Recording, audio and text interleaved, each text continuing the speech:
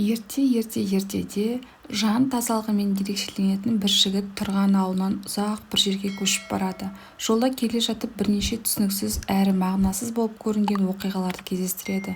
Бір ретте біреулердің бидай егіп жатқанын көреді. Сондағы егілген бидай тез көтеріліп бір мезетте пісіп тұр екен. Адамдар уақыт өткізбей бидайларды жинайды екен де отқа лақтырып өртейді.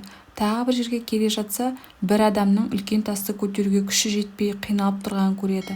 Бірақ сол тастың үстіне тағы бір тас қойса, екі тасты көтеру оңай болады екен де, 3 тас, 4 тас қойылса, тастардың жүгі мүлдем сезілмей жеңілдейді екен.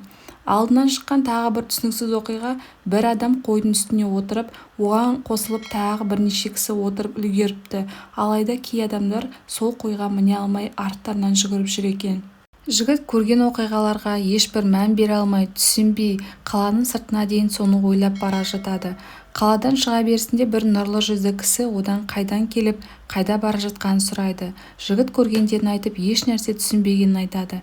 Сол кезде қария бидай егіп, сол мезетте оны жинап, сосын отқа жандырған егіншілер, жақсылық жасап, сол жақсылықты елге жайып салып, сауабын жоғалтқан адамдар. Тас көтеруге шамасы жетпеген адам болса, мынаны көрсетеді. Бірінші рет күнә жасаған адамға ауыр болады, оны көтере алмай қиналады. Бірақ күнәларды жасаған сайын ол күнәлардың ауыртпашылығы сезілмей, адам еш күнә жасамағандай жеңіл жүреді. Қойға мінгендер болса, қой жанаттан келіп, оның үстіне мінгендерді тіке жанатқа апарадымыз. Ең бірінші болып қойға мінгендер әлім кісілер, одан кейінгілер қалған мұсылмандар, ал қойға міне алмай артынан жүгіргендер имансыз адамдар деп жауап беріпті.